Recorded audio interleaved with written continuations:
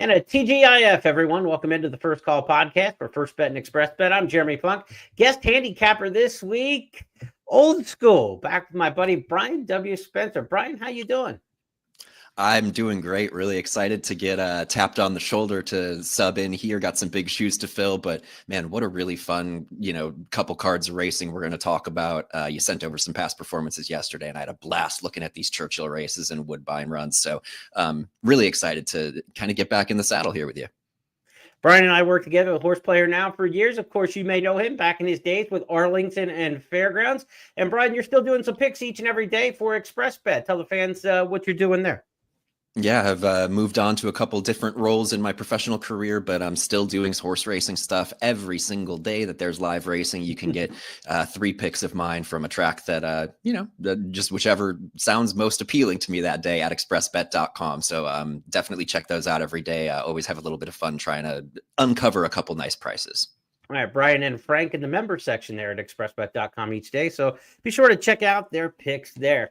We've got a really fun weekend of racing. In fact, this may challenge like the Belmont Stakes Festival for star power. I mean, you kind of might think that's blasphemous as we await Saratoga, but think about this. We've got last year's Kentucky Derby winner, last year's Breeders' Cup Classic winner, this year's Dubai World Cup winner, last year's Horse of the Year in the U.S., last year's Horse of the Year in Canada, all running within a couple hours of each other on the program on Saturday. It's one of the more unprecedented days in racing, and Brian and I are going to take a look at 8 stakes races as we do each week here on the podcast. Let's give the fans who are listening on our traditional audio channels a rundown of the races we'll handicap over the next half hour or so. We'll start things out on the Dominion Day program at Woodbine. We'll look at the Marine Stakes, race number 5 there for potential 3-year-olds. Some of them may have aspirations for the King's Plate coming up later this summer. The Dominion Day handicap will be the feature race on that Saturday card at Woodbine, race number 9. That'll be our second stop. Then we'll go to Churchill Downs and look at all 6 races on this closing weekend card for Stephen Foster Day. We'll start things off with Florida Lee in race number 7. We'll go to the Tepin in the 8th, Sprinters into Kelly's Landing in race 9, back to the grass for the Wise Dan, then the Stephen Foster, the featured 11th, and we'll wrap things up with the American Derby for the 3-year-olds on the turf. So huge doings at Churchill Downs and at Woodbine on Saturday. And with that, First Bet and Express Bet fans have a couple great promos to play. There's a $7,500 hit and split at Churchill Downs, going with the early pick 5, the late pick 5, and the late pick 4. So if you take down any of those multi-race wagers when bet with First Bet and Express Bet, you'll add not only your pari-mutuel winnings, but $7,500 split up, $2,500 in each of the 3 different promo sequences. You can add money to your winnings by taking down those pick 4s and pick 5s. And at Woodbine, there's a 2 million point hit and split for first rewards points. If you take down the late pick 4 at Woodbine, Frank Caruli's got a blog up right now at expressbet.com and news.first.com that gives you his insights to all 4 races in that Woodbine late pick 4 sequence. Again, you can split 2 million first rewards points if you take down that late pick 4. Those first rewards points can be redeemed for credits into your wagering account, swag, and handicapping products and things from the pro shop at ExpressBet and at First Bet. So time to get handicapping here. We're going to get Brian right into the fire. We're going to start with some picks here for you. To the Marine Stakes, we go race number 5. I always like to throw a little history into the race names. The Marine Stakes, named for the star of the late 1920s and early 30s, son of Man o' War. He was second in the Travers in the U.S. to Beacon Hill that year, but he was also a star in Canada, winning multiple stakes races north of the border. The Marine Stakes, one of the final prep races towards the King's Plate coming up later this summer. But this race is open company, Brian, grade 3. So you've got some Ontario side runners. You've got some open company runners. Who did you end up with here in the Marine? Yeah, I'm looking to number 5, Mancetti. It's kind of a tepid pick, but if I'm right, I feel like I'm going to be right. You look at his 2-back run in the Woodstock, absolutely loved it. It was his first race of the campaign here. He just settled nicely, came away really easily. And you just got to draw a line through the last one. He's a forward player, stumbled badly. His jockey lost the iron out of the gate last time out. And he got that terrible break, rush up trip, and was understandably tired by the time they had, turned in for home. So question here going longer, question against this kind of company. But if you draw a line through that last one and you think maybe his new baseline is that 2-back run, he's right there. Mm-hmm. Let's go back and look at that race in the Woodstock. The one thing about Mancetti is if he survives the first 20 feet of the race, he's in pretty good shape. His 3 losses were all gate incidents. His 3 wins when he gets away cleanly, including this one in the Woodstock. Goes for the inside. Kokomo pressing Big Vince as they come into the stretch in the Woodstock, and now switching course. Mancetti out wider incoming. Out in front, Big Vince grinding it out with Kokomo. Mancetti launching down the centre, has run past them. Mancetti pouring it on in the Woodstock Stakes, and Pietro Morin darting down the wire. A very big winner. Mancetti scores by almost 4 lengths. Brian's going with Mancetti in the Marine Stakes. I'll give a look to Sedberry's Ghost right to the inside of him. This is a horse who hasn't run in a stakes race yet and looks like he has no idea what the hell he's doing in his races. He's kind of really goofy and all over the place. And then in the last 100 yards decides, oh my God, I need to get running. He's done it in 2 straight races and really levels off and runs well once he figures it out. He hasn't run around 2 turns yet, a little bit slower pace. Maybe he'll kind of get into a groove. And if he kind of puts it all together, I think Sedberry's Ghost is interesting. So Mancetti, Sainsbury's Ghost, that's the 2 ways we're going to go in race number 5, the Marine Stakes. Let's go to the 9th race on the card. It's the Dominion Day Stakes, grade 3. Of course, Dominion Day is like Independence Day here in the U.S. for our Canadian friends. The 158th birthday for the nation of Canada coming up here on July the 1st, the Dominion Day Stakes race, the feature on the card. A mile and an eighth here on the main track. I thought Essex Serpent was just visually awesome last time out. Enough so that I thought I'm going to take a chance and take this horse right back on the big stakes rise. Then I see you did the same thing. Yeah, I was hoping maybe a little mid-range price, but his 2 bad races came in those, in the Queen's Plate, Prince of Wales last year, and just came back with the kind of effort that you love to see. Now, if I want to put a little bit of, dampness on it, I'm a little nervous that his 2 biggest wins have come when he's gotten those easy leads. So I've got a little bit of concern, but when he's really good, I think his ceiling is high enough. And I really love the way he fired off the bench. If that, kind of the way I'm looking at Mancetti based on that 2-back run, if I'm hoping this is his new established form, he's right in the mix facing this group today. The only other horse who may go with him early is Fantastic Again. And Fantastic Again, according to Daily Racing Form columnist Marcus Hirsch today, reported he's cross-entered in the stakes at Lone Star and at Woodbine, that he's headed to Woodbine. So we are going to see Fantastic Again. That could be part of the pace play. But the way Essex Serpent just is showing potential is really exciting. Let's give the fans a chance to see this one. Probably the first time you've seen this runner if you haven't been following the local races at Woodbine. Essex Serpent, last time out, really sharp. Essex Serpent coming down to the final quarter. Only a length. Roscar looming easily on the outside as the big threat. Essex Serpent only a half. Roscar tapped up as they corner though. Essex Serpent yet to release the brakes. Roscar made a dash. Essex Serpent in front. Roscar still knuckling down on the outside, but Essex Serpent by a couple of lengths now to Roscar, and has a lot left. Essex Serpent inside the final furlong, and Essex Serpent, like the win in the Marine, on the lead all the way, and now digs in to win by about 4 or 5 lengths. Essex Serpent is back. 4.5 to Roscar. 5 away came Journeyman. Really nice return effort there. Didn't have to get down on his belly and overextend himself. That's kind of what you want to see, I think, second off the layoff. Now, you don't want too much of an effort that first time back that the horse may bounce. I think Essex Serpent, very interesting in there. Again, Fantastic Again for Wesley Ward, one of the Americans headed up that way. Marty Drexler trains Fly the W, a horse Gulfstream Synthetic fans know very, very well. It'll be the first time on the Woodbine Synthetic for Fly the W, but an absolute win machine. And Brian, as a Cubs guy, I mean, you've got to like Fly the W, a 21-time winner, right? Yeah, I mean, you at least got to admire him on paper for the grit and the longevity and success. But a little bit of a reach for me in this one, despite the win machine here. We'll see how he handles the Woodbine Synthetic, though. You've been away from Chicago long enough too that you're not going to get sucked into that homer feel on Fly the W, right? Yeah, no. I'm a North Carolina native now. Let's go. All right, let's move to Churchill Downs on Saturday, where it's Stephen Foster Day. Big program there. 6 stakes races. We'll look at them in succession, beginning in race number 7. It's the Fleur-de-Lis Stakes, French for Flower of the Lily, and of course the track of the Lilies was Hollywood Park, the land of the lakes and flowers, but the Lilies for the fillies at Churchill Downs means the Oaks, and we've got an Oaks winner in here, Torpedo Anna, not only an Oaks winner, but last year's Horse of the Year. She was just flat out poor last time out in the La Troyenne, and I guess it kind of opens the door up, right? I mean, she did nothing at 39 cents on the dollar when finishing a career worst 7th. Kenny McPeak rushed her back pretty quick in there. I didn't like the campaign that he gave her to run in the Azeri and the Apple Blossom and then come back in 3 weeks to run on Oaks Day in the La Troyenne. Just didn't seem to make sense to me. I know he wants to run her in front of big crowds and such, but it just didn't seem like good timing and spacing of her races. She's had more time now. What, about 7 weeks since the Kentucky Oaks now? Do we see Torpedo Anna get back to her win machine ways, or is she vulnerable now, Brian? I spent quite a bit of time trying to answer that question. I mean, I think that you're supposed to her, benefit of the doubt based on what we've seen from her. We're supposed to expect better from her here, especially, given that Kenny McPeak also, said brought her back too fast. Fine, that's on me too. And I think that, so, if we're willing to forgive her that, she's going to win this race. She's going to be able to control the tempo with Jin sitting just out of her the whole way.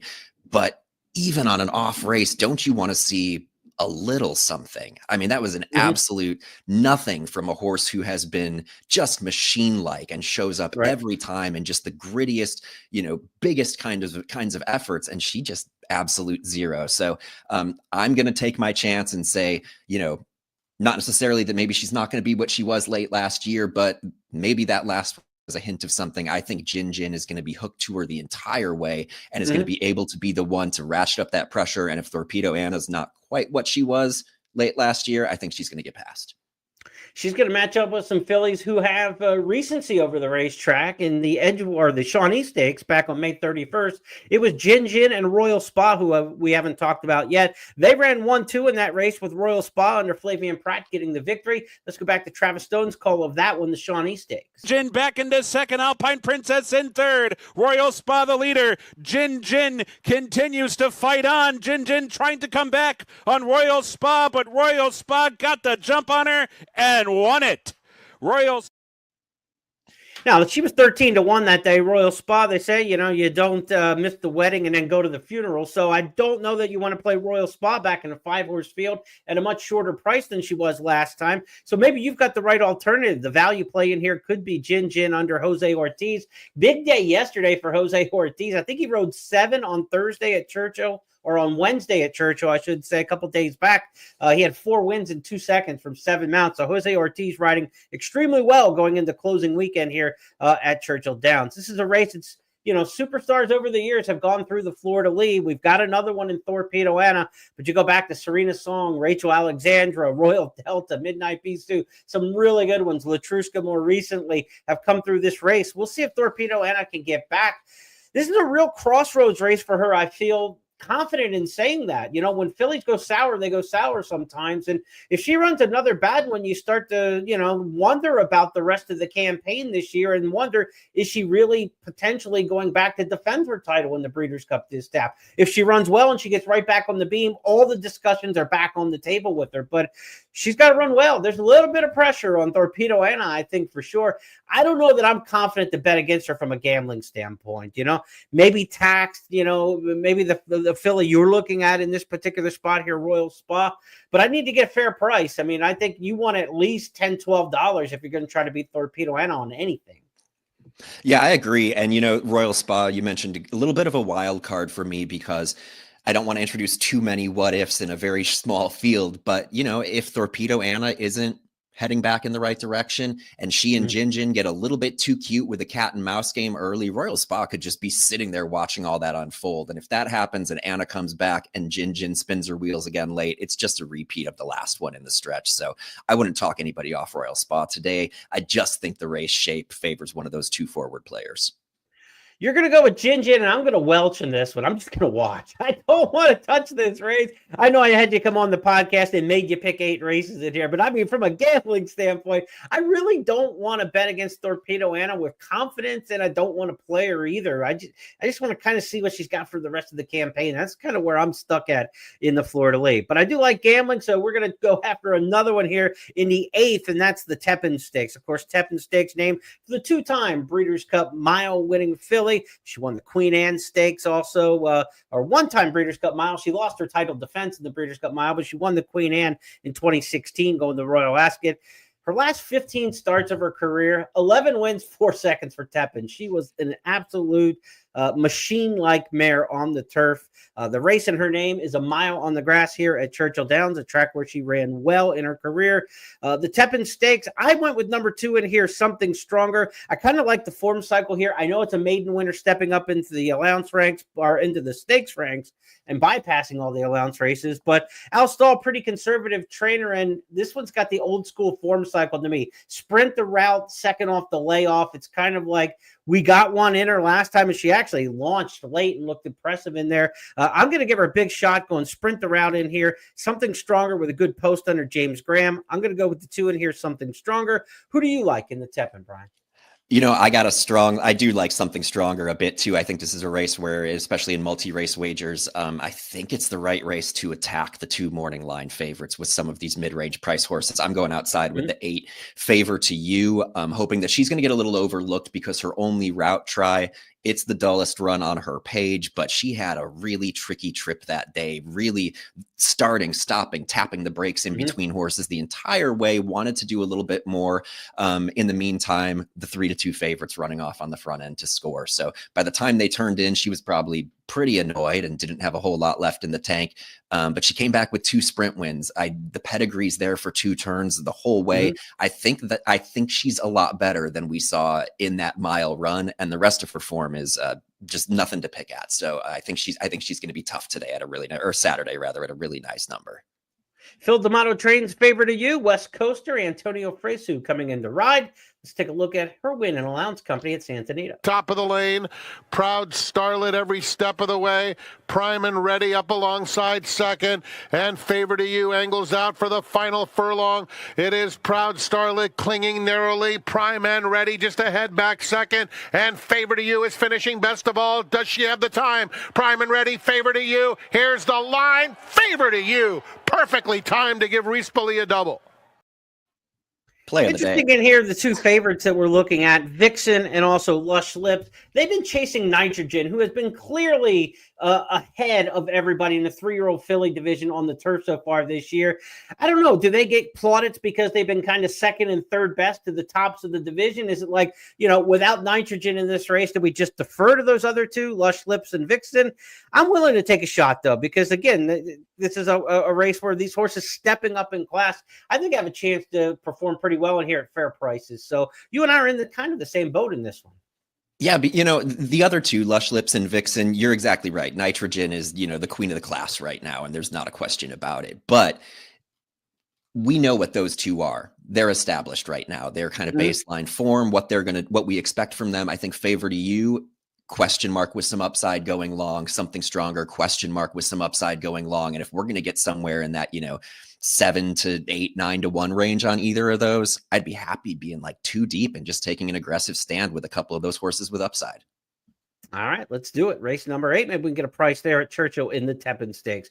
To the Kelly's Landing in race number 9, named for the Eddie Keneally sprinter back in 2005, set the track record 107-2. That time has been eclipsed once, but not by much since then, going back 20 years. Still one of the great performances, going 6 furlongs at Churchill Downs in the Aristides back in 2005. Of course, Kelly's Landing also went on to win the Dubai Golden Shaheen 2 years later overseas in the UAE.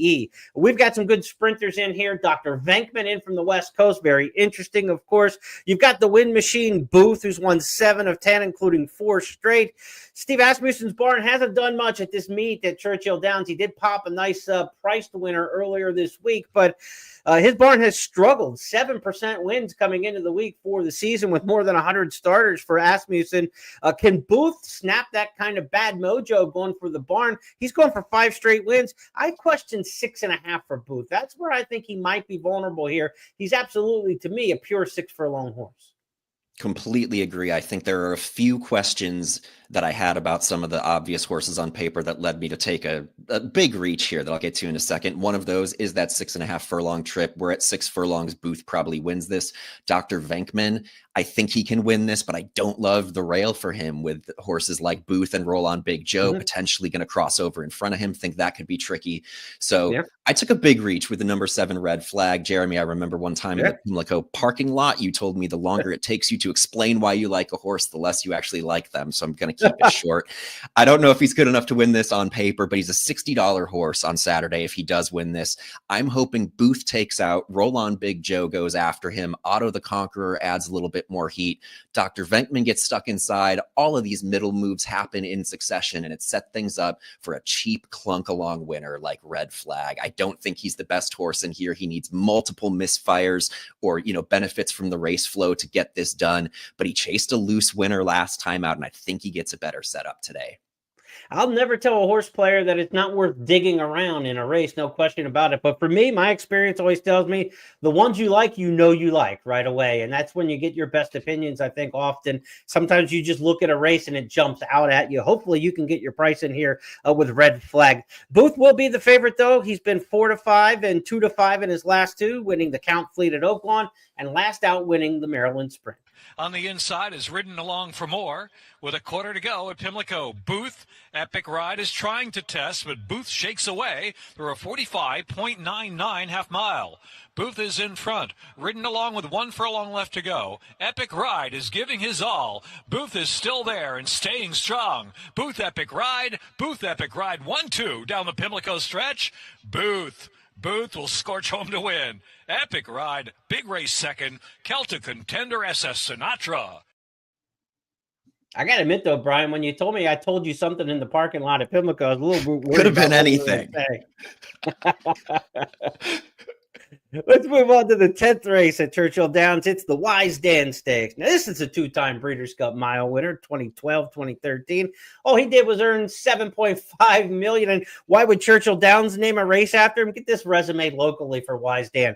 Two-time winner of the Firecracker, two-time winner of the Turf Classic, won the Clark on the dirt and missed by a nose when running second in the Foster on the dirt. He had a pretty good Churchill Downs resume. If you're going to name a race after a horse who's run at Churchill, the Wise Dan's about as good as you can get. A mile and a 16th on the turf here. They could run this at any distance on either surface, and it would be apropos for Wise Dan. Who do we have in this race that we like? No Wise Dan's in here as far as the standout goes.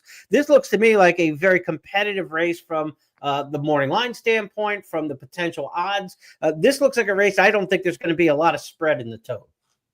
Yeah, and I think, that's kind of bouncing around. I think this is probably one of the most, if not the most competitive one that we're going to talk about on the show. You can make a case for just about any of them. But what led me to Fort Washington, the number 8 here, is that, there's a lot of commonalities here in the running lines. A lot of these horses have run into Spirit of St. Louis already this year. But Fort Washington's going to come into this with a couple of grade 3 wins. And I think that that's just going to look a little bit soft to a lot of the players when a lot of these are coming out of, the grade 1 Turf Classic where they chase Spirit of St. Louis, but they all stack up the same behind that guy. And Fort Washington has been really good in a couple of starts since then. Little bit worried about whether he's going to get the pace here, but I'm just hoping a couple of those forward players will just keep things honest enough, because he's the scary one late, and I think he's going to get a little overlooked.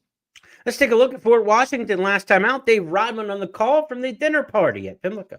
Sure, as they move around that turn, and Balnikov still a lot to do. They race to the top of the stretch in the dinner party, and it's Abramar holding a narrow lead. Trickery's trying to fight on it between horses. Fort Washington has a turn of foot, and down to the inside. Cash Equity also quickening up. Balnikov is way back, 1 furlong left to go. Fort Washington, Cash Equity charging hard second. The far outside Desvio is coming with a late run, but it's too late. Here's Fort Washington to win. Fort Washington, Cash Equity, Desvio, Devon. I'm a fan of Fort Washington. He's not a fan of me, though. He wins when I'm off of him, and when I go against him, he wins the race. So I think he's a horse who I'm not picking this time, which is really good news for you, because he'll probably post another victory. I thought Event Detail was a little bit interesting in here, getting off the rail. Kind of a clunky start-and-go trip last time out in a really slow pace. This race looks like it has a little more defined pace to me, and I think that's going to push him a little farther back. He was kind of too close to the pace for his own running style. style last time.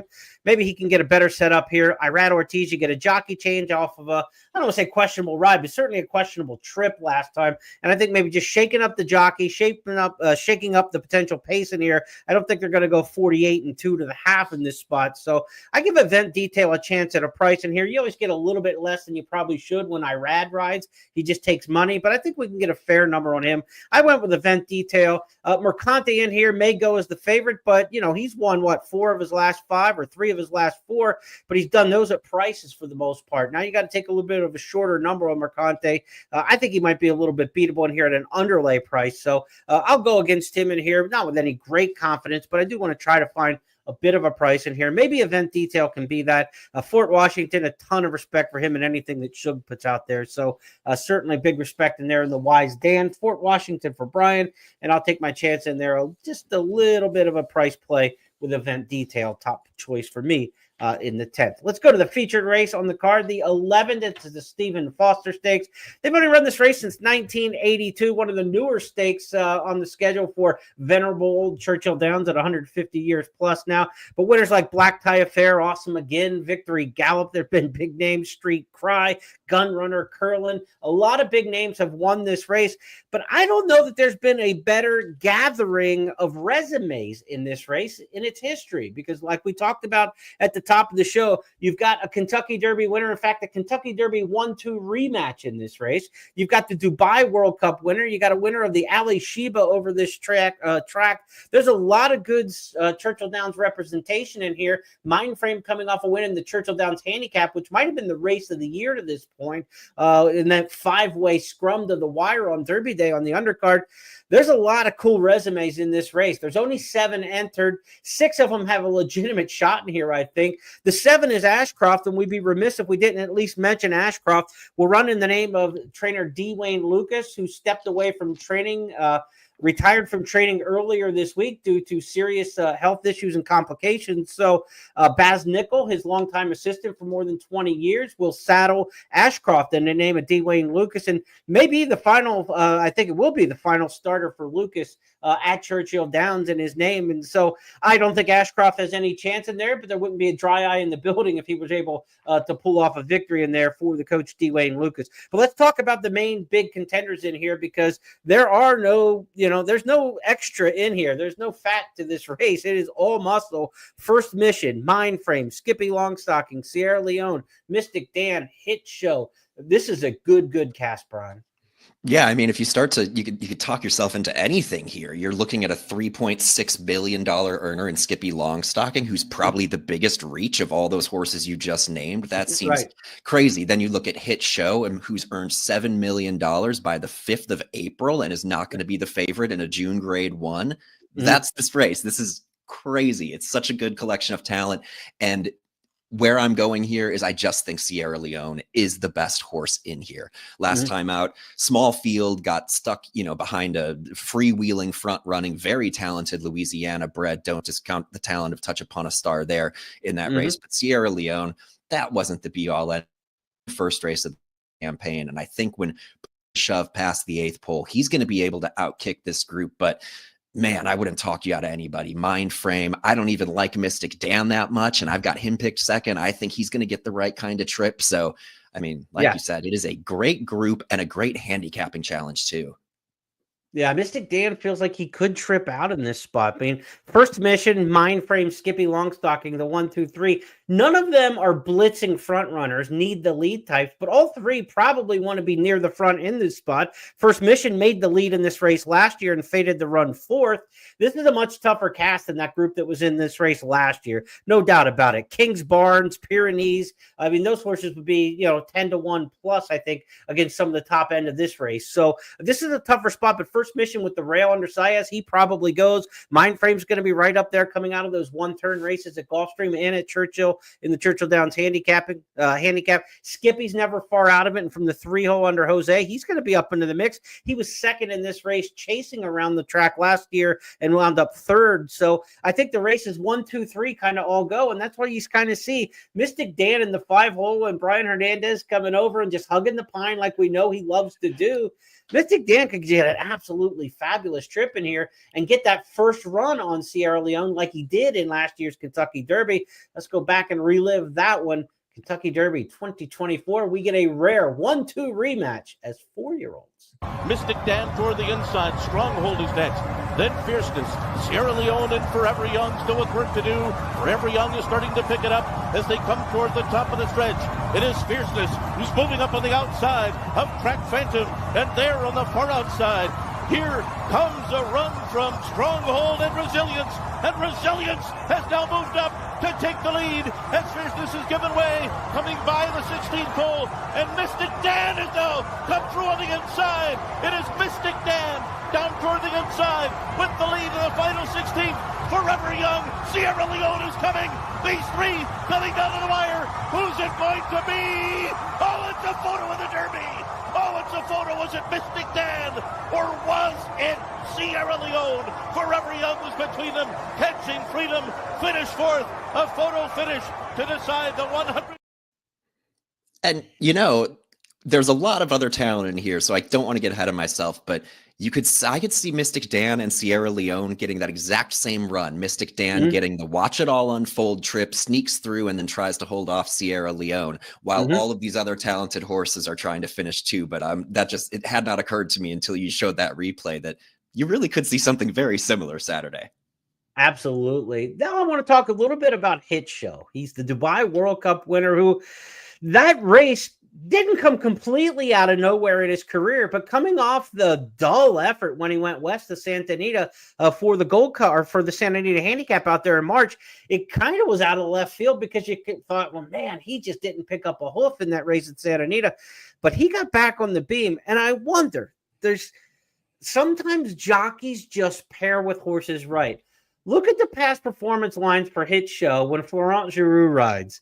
Win Dubai World Cup, win Louisiana Stakes. Then he's not on when they lose to Clark. Then he wins the Fayette, Lucas Classic, West Virginia Governor's Stakes. They lost once in the Cornhusker and won the allowance race prior.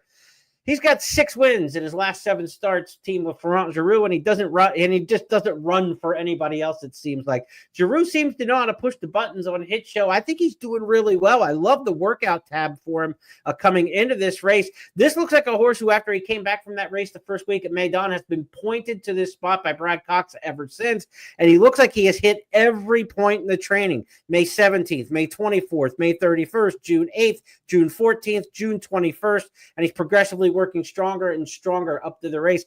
I think Hit Show is going to run a really good race. I think he's going to be completely overlooked in the tote here, but you've got to run the race of your life to beat like 4 of these, right? I mean, like, because there's just no weak links in here. Somebody really good is going to run 5th or 6th. Yeah, and even if you get 2 misfires, you're still running into 2 of the better older handicap horses here. So you're not going to be able to win this with excuses. I love the point about Giroux with Hit Show. You got to see that again in the Dubai World Cup. This is a horse who just needs like a lot of encouragement late, and Florent's really good at just staying after a horse in a spot like that. My question is Hit Show just a really decent grade 2 horse who ran the race of his life last time out? You're gonna get a decent price to find the answer to that question, but I'm not totally sold. I think Mystic Dan's got a shot in here. I mean, look, I would be a little surprised if Skippy Longstocking is good enough to beat these upper class horses. He seems to be just a touch below those when we're talking mile and an eighth and beyond. First Mission to me would be a surprise. I see a lot of people on Twitter talking up First Mission and how the morning line's way too high on him and how he's much better than he's showing. I know he won the Oaklawn handicap with a 109 buyer, but Banishing hasn't come back to run as well since. Skippy Longstocking did come out of that race and win the Gold Cup out at Santa Anita, but I'm not so sure if First Mission at a mile and an eighth beats these horses. You know, I think he's a good up to about a mile and a 16th type runner. At a mile and an eighth against top class horses, I'm a little worried about First Mission, but I can absolutely see Mindframe winning it, Sierra Leone, Mystic Dan, and even Hit Show. Those are the 4 I think have a chance to win, and I think Hit Show is going to be clearly the better price of the 4 that we throw out there. So that's where I'm going to lean in this particular spot, but I'm going to use Hit Show with Mystic Dan. I'm going to use him with also Mindframe in there, and maybe if Hit Show gets the trip from the back of the pack, Sierra Leone might as well.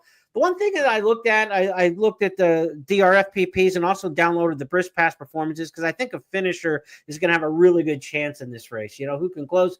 The the Brisk late pace figures for Sierra Leone aren't as strong as you would think for watching his running style. He really doesn't come home with big numbers. Hit shows come home faster in some of those. So I thought bigger price, better late pace figures. If they get the same kind of trips, maybe I'll take the horse who's going to be 8-1 versus the horse who's going to be 2-1. So we're both handicapping the race for the closer. You've got Sierra Leone. I've got Hit Show. I know this. We're going to enjoy this edition of the Stephen Foster, Brian. This is a really, really good race. It is going to be so much fun. And even when you talk about First Mission, that's a horse what kind of horse is he right now? That Oaklawn handicap race was awesome, but can he do it against this type? 3 grade 1 starts on his page, none of them good, no company lines, no names in the company lines, like what you're seeing among the other horses here who've been running into guys like Fierceness and Forever Young.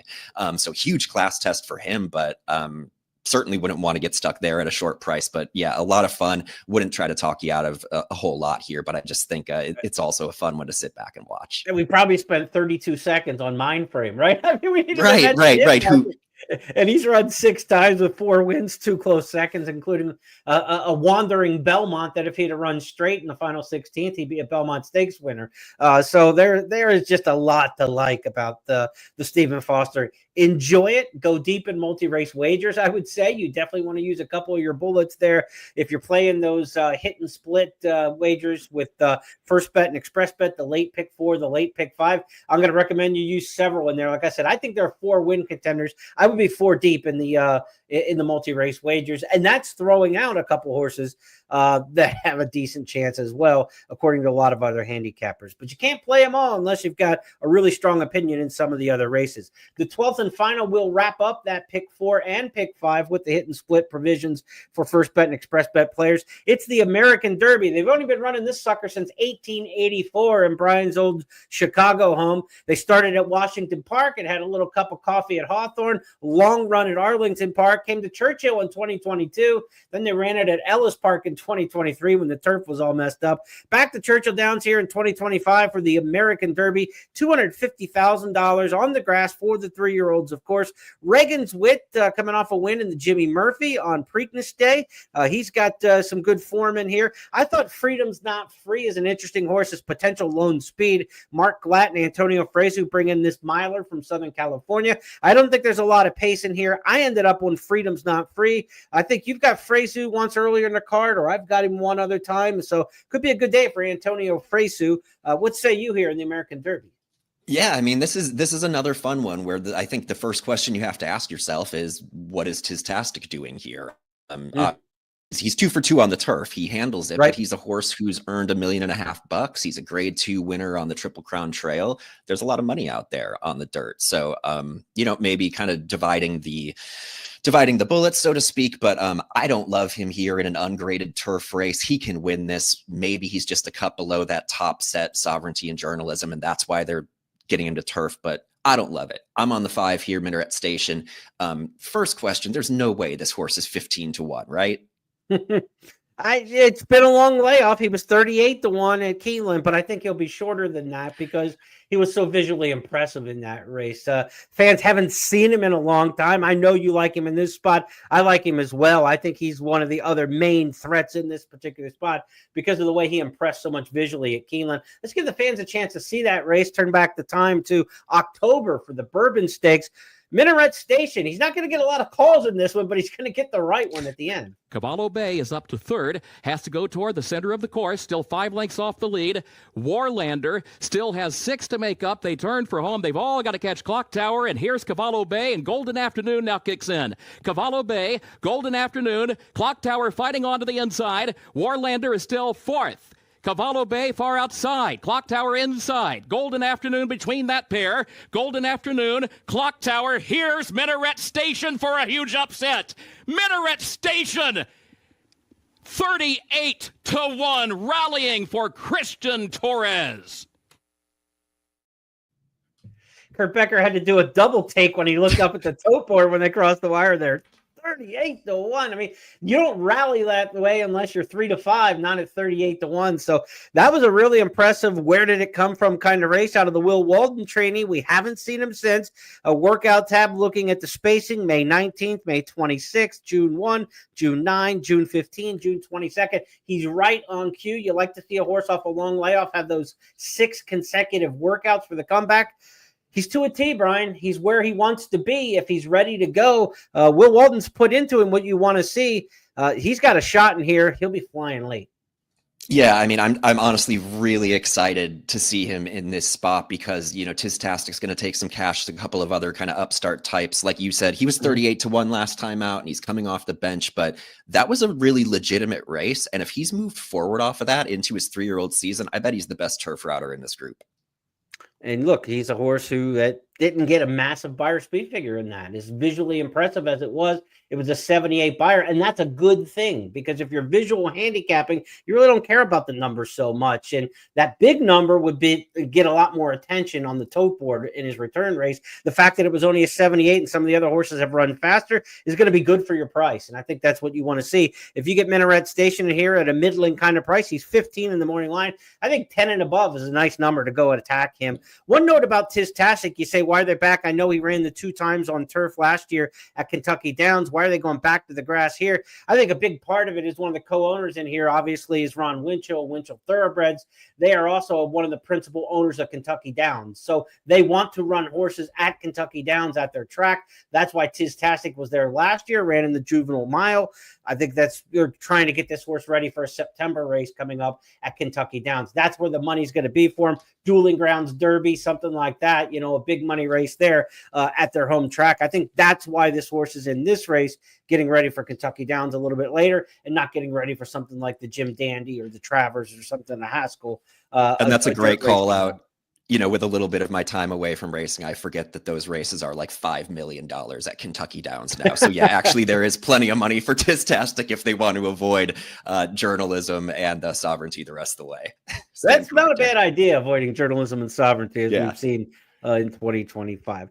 That's going to wrap up our handicapping from the show. A couple notes for you. Sunday is closing day of the meet at Churchill Downs, so it's a mandatory payout in the Rainbow Six coming up on Sunday. Going into Thursday, they were up over $1 million plus. If this thing carries a couple days into Saturday, into Sunday, a few more days, we could be looking at a multi-million dollar pool for Churchill Downs. Again, mandatory payout Sunday in the Rainbow Six at Churchill. Also, because it's the end of the fiscal calendar year at Gulfstream Park in Florida, they got to clear the books there. So there will be a mandatory payout in the Gulfstream Park Rainbow Six as well on Sunday. Friday night racing tonight. Be sure to check out the Penn Mile at Churchill Downs, the Penn Mile at Penn National.